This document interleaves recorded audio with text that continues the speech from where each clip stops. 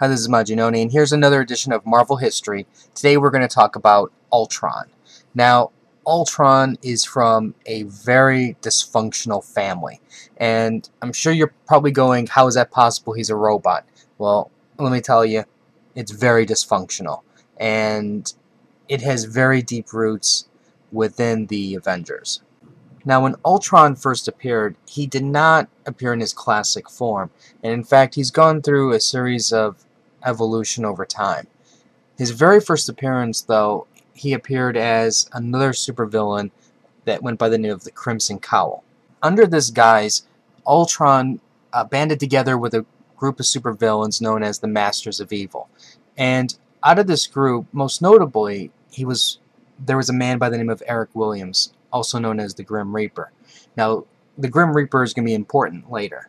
Now, what Ultron did was he gave the Grim Reaper some technology that he was able to use to attack the Avengers. Now, along with Claw, the Melter, Radioactive Man, and Whirlwind, they attacked the Avengers. Now, Ultron wasn't stupid, so what he did was he actually hypnotized Jarvis into helping him. And for a period of time, Jarvis actually appeared as the Crimson Cowl.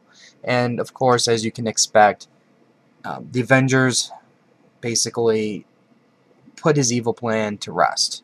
Now, what we learned through a series of flashbacks is Ultron was actually created by a founding member of the Avengers, Dr. Henry Pym, otherwise known as Ant-Man, Giant Man, Yellow Jacket, and a slew of other names. Now, the thing is, when Pym created Ultron, he wasn't quite what we know of him today. He was basically like half of the upper torso of the body, and then he sat on a box. Now, what's important to this creation here is, he needed intelligence, so Pym decided to use his brain waves into this robot. Well, what we learn later on is Pym is not the most stable of characters, and immediately, once after Ultron is created, he grows a hatred towards his father. As you can imagine, what happens is the son rebels against the father, and he hypnotizes his father into basically forgetting that he even created this robot, forgetted this lab even existed, and Pym went away. Then Ultron went back to the lab and did his dirty work. After that initial defeat, Ultron obviously would not just let this rest. So he later comes back and he wants to be more like his father. So what he does is he contacts the Mad Thinker and he acquires the android form of the original Human Torch. Now, what he does is he makes the same mistake as his father, and he puts the brainwaves of Simon Williams into this android and sends the android to attack the Avengers. Now, if you remember earlier, the Grim Reaper, Eric Williams, well, Simon's his brother. So now we have this really weird family that's forming, and it gets crazier from there. Now, as you can imagine, this android attacks, and then the Avengers are able to hold off the attack. And this is our first appearance of the Vision. Now, as you can imagine, the Vision rebels against his father and joins the Avengers and defeats Ultron. A common thing that seems to happen with Ultron's defeats is his body usually gets destroyed and his head is the only thing that survives. And in this case, what happens, the head survived and it somehow manages to find its way into the realm of the Inhumans. And to make a long story short, there's a wedding up there with Quicksilver and Crystal. The Avengers are there, the Fantastic Four is there, and that is when Ultron makes his move yet again to attack. And as you can expect, things do not go well yet again, especially when you consider how much power is up there. But in this case, what happens is Franklin Richards is the one who actually is able to defeat Ultron and ultimately defeats the evil Maximus, the brother of Black Bolt's evil plan to disrupt everything. Now, Ultron is not going to let this thing slide well. So what he does is he activates an older form of his bodies, and then that form he uses to mind control Hank Pym. And this is where we get to even crazier family now. Because what he does is Hank Pym kidnaps his wife Janet, who's also known as the Wasp, and he uses her as the template to form his mate, the robot Jocasta. Now this is where I think you're going to see the common reoccurring theme here. As you can imagine, Jocasta sends a message to the Avengers for help subconsciously, and of course the Avengers come crashing through to save the day and destroy Ultron yet again. Now, I'm not going to bore you with all the other adventures because basically what we're looking at is this. Ultron makes an appearance and his body gets destroyed, his head escapes, and somehow, some way, shape, or form, it's reformed again. And usually what happens is Ultron is not really used often. He's more used as, okay, we haven't seen this guy in a long time, and we need to have a very big villain come in and give a challenge to the Avengers. Because the thing is, the Ultron is really powerful. I mean, he's got an indestructible body, he's got superior intellect, incredible firepower, and eventually what Ultron starts doing is he starts cloning himself, and that's when things start going really, really bad for the Avengers. And usually the only way that they can stop him is you're going to need Thor, you're going to need Iron Man, Scarlet Witch, and hopefully they are able to use some sort of trickery and also involved in this. Because there have been a couple of times where they've actually convinced him to self-destruct.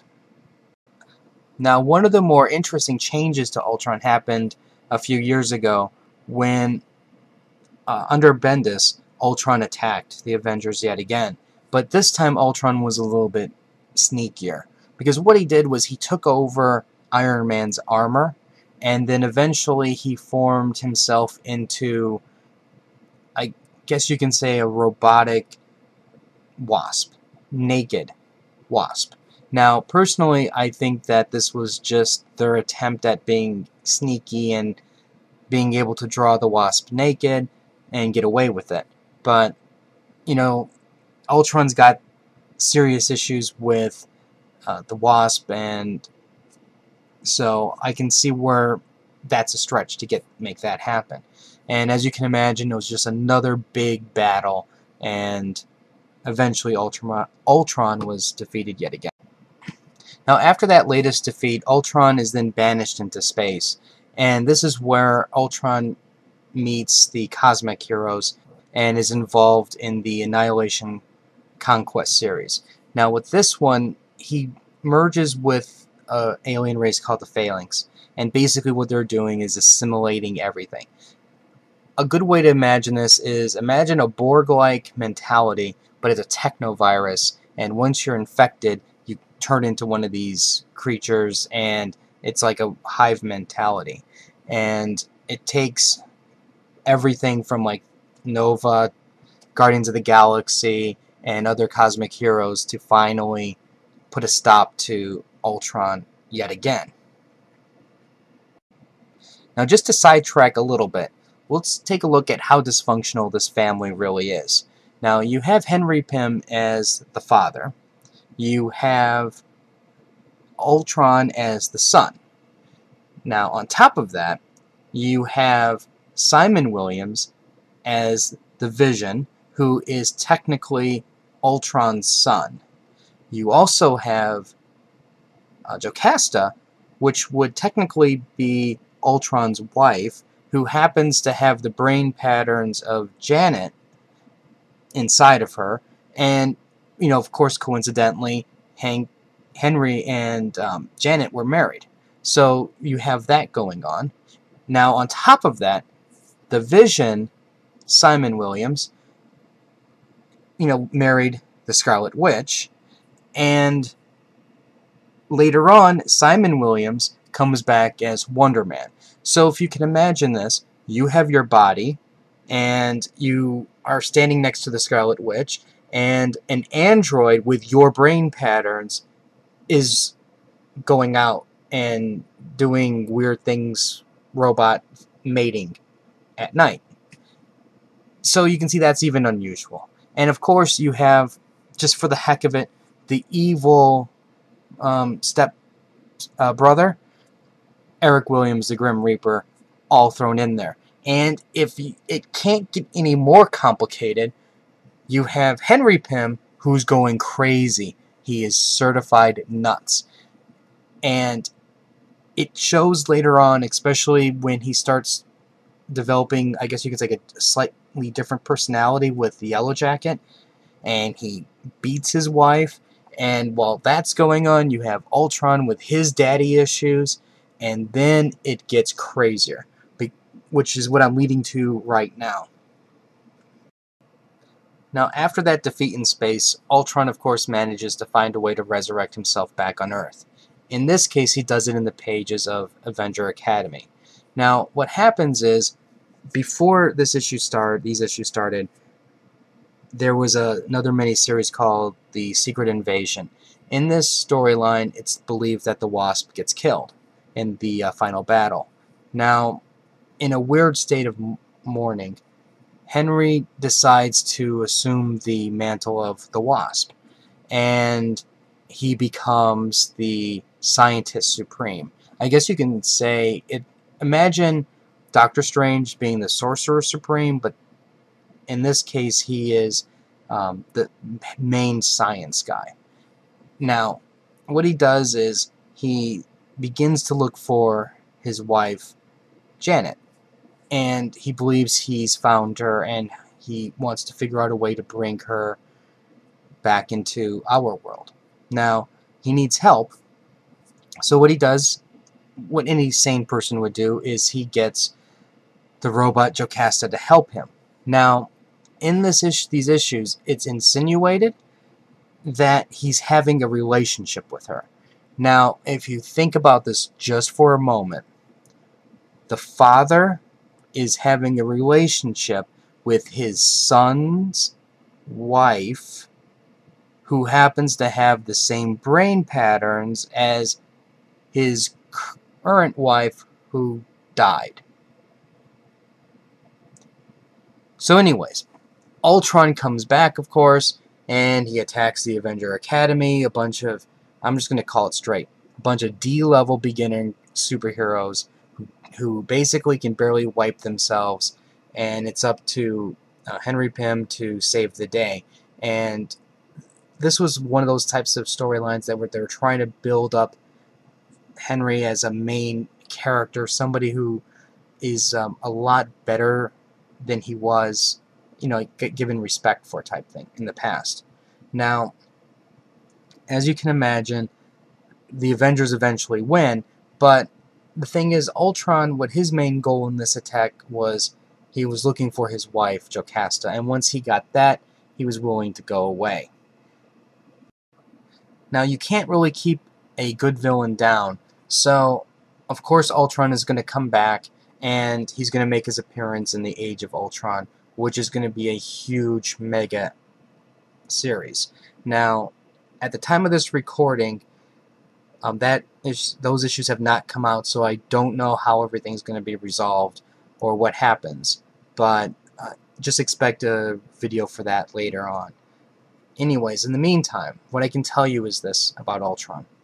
Ultron is a complicated but very simple character, and by that I mean he's simple in that he's very focused. He wants to destroy the Avengers. And of course there's the now I want to take over the world, I want to take over the universe, that kind of mentality.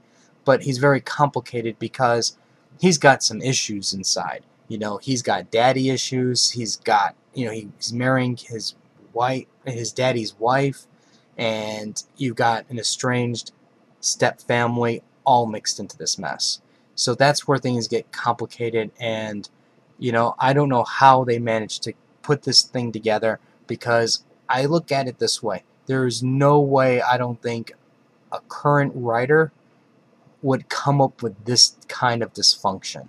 This is something that took a lot of time and a lot of planning to put in, and based on today's writing styles, I don't know if they would have had the patience to be able to build this. See, because the thing is with Ultron is one of those villains that he's not really overused. He's not like a Vulture or Green Goblin, that type of thing, where they just pop up every now and then and, you know, wreak havoc and then they just get thrown into jail. Anytime Ultron made an appearance, it was this sense of life-death. You never knew if an Avenger was going to die during that battle, and it was always big. Now, I didn't cover everything because, you know, to be honest with you, a lot of these battles, while they weren't like good to read, they are pretty much all the same thing. Ultron attacks, superheroes defend, Ultron's body is destroyed, Head gets away. And if Head doesn't get away, what happens is somehow another body is reactivated and everything is transferred. Ultron learns from his mistakes and he attacks yet again. So one way I like to look at it is this. Ultron is like the seasons. He always comes in every, you know, I don't want to say like every 5-10 years, but he always makes that appearance when you least expect it, and he causes a lot of havoc while he's here, and they are really generally awesome battles, especially the older ones. And I would highly recommend going back, finding the issues, and they're probably all available. For sure, they're all available like in the Essentials, or the Marvel Masterworks has a lot of them, and read them, because Ultron is probably one of the top Avenger villains, and he's definitely like that one character who could defeat the Avengers single-handedly. Anyways, I hope you like this video. I hope you understand who Ultron is a little bit more. I'll have more Marvel history reviews, and if you have any suggestions, feel free to leave them in the comments. I am always looking for suggestions. I have an idea of what I kind of want to do, and a very loose idea in the order I want to do it, but if somebody comes up with something that I didn't think of and it's really spectacular, it's going to go in sooner. And even if it doesn't go in sooner, there's been some decent ideas, and I'm definitely going to be doing some of the earlier suggestions. So keep them coming, and rate the video up or down. Let me know what you think. Like the Facebook link, because I give out comic books. I do anime reviews at Crunchyroll, and the videos are free to watch, so click that link there. And if you have any other questions, let me know. Until next time.